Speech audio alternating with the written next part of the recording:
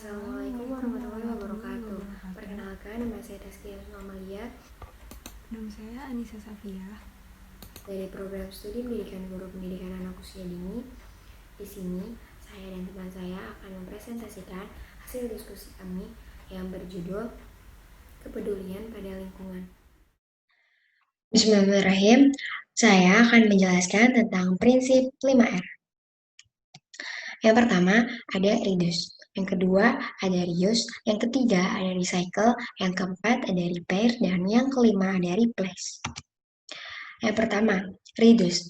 Reduce berarti kita mengurangi penggunaan bahan-bahan yang bisa merusak lingkungan. Reduce juga berarti mengurangi belanja barang-barang yang Anda tidak terlalu butuhkan, seperti baju baru, aksesoris tambahan, atau apapun yang intinya adalah kebutuhan. Contoh dari reduce itu dengan kemasan yang dapat didaur ulang. Yang kedua, hindari memakai dan membeli produk yang menghasilkan sampah dalam jumlah besar. Yang ketiga, menggunakan plastik yang dapat diisi ulang.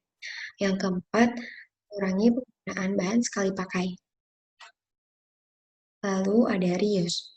Reuse yang berarti pemakaian kembali atau menggunakan kembali sampah yang masih dapat digunakan untuk fungsi yang sama atau fungsi lainnya. Contohnya ada reusable coffee cup, reusable bag, metal straw, reusable shoe cover, cloth shopping bag, reusable bottle, reusable diaper, reusable pad, and reusable dan menstrual pad. Di sini kami dapat menggunakan bahan-bahan tersebut dengan beberapa kali pemakaian. Contohnya seperti cloth shopping bag. Cloth shopping bag bisa dipakai berkali-kali untuk belanja. Kemudian ada recycle. Recycle berarti mengolah kembali atau daur ulang sampah menjadi barang atau produk baru yang bermanfaat. Paling mudah adalah mendaur ulang sampah organik di rumah Anda. Menggunakan bekas botol plastik air minum atau apapun sebagai pot tanaman sampai mendaur ulang kertas bekas untuk menjadi kertas kembali. Contohnya seperti mendaur ulang kertas, sampah-sampah kertas menjadi kertas kembali untuk menjadi koran dan sebagainya.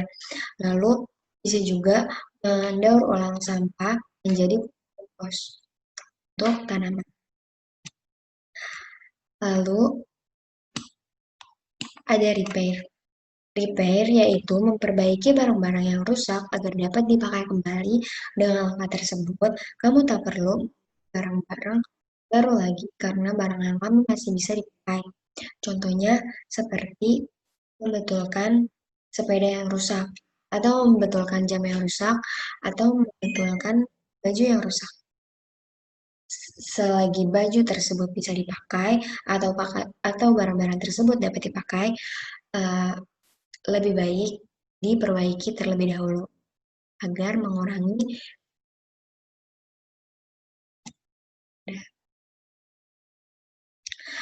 replace. Replace yaitu mengganti atau menghindari barang yang sekali pakai dengan barang yang bisa dipakai berulang-ulang. Misalnya, membawa kantong sendiri saat berbelanja. Cara tersebut efektif untuk mengurangi sampah plastik dari bungkus belanjaan. Jadi, pemerintah sudah menganjurkan kepada kita untuk menggunakan tas belanja setiap kali kita belanja. Kenapa seperti itu? Karena untuk mengurangi sampah-sampah plastik yang ada di karena sampah plastik ini sukar untuk didaur ulang dan butuh waktu beratus-ratus tahun bahkan berjuta-juta tahun untuk mengendapkan sampah tersebut.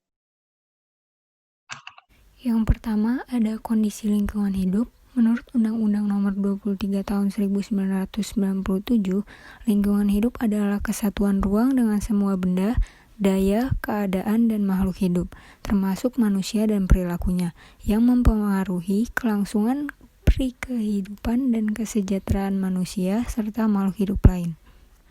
Dalam lingkungan hidup terdapat ekosistem, yaitu tatanan unsur lingkungan hidup yang merupakan kesatuan utuh menyeluruh dan saling mempengaruhi dalam membentuk keseimbangan, stabilitas, dan produktivitas lingkungan hidup. Selanjutnya, ada sumber daya alam. Sumber daya alam adalah segala sesuatu yang berasal dari alam yang dapat digunakan untuk memenuhi kebutuhan hidup manusia. Sumber daya alam terbagi menjadi dua jenis, yaitu ada sumber daya alam hayati dan sumber daya alam non-hayati. Sumber daya alam hayati ini adalah sumber daya alam yang berasal dari makhluk hidup. Sumber daya alam hayati berasal dari hewan maupun tumbuhan.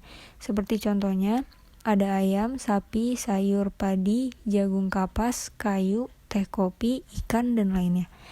Yang kedua ada sumber daya alam non-hayati. Sumber daya alam non-hayati adalah sumber daya alam yang bukan berasal dari makhluk hidup.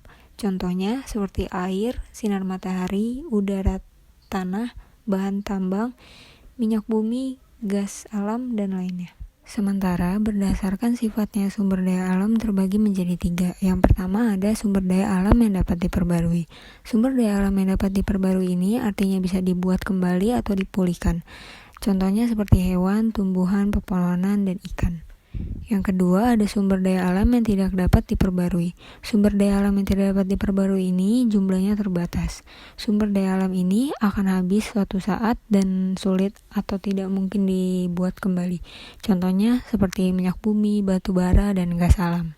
Yang ketiga ada sumber daya alam kekal. Sumber daya alam kekal ini adalah sumber daya alam yang tak akan habis dan selamanya ada di bumi. Contohnya seperti air, udara, sinar matahari, angin, gelombang, pasang surut, panas bumi.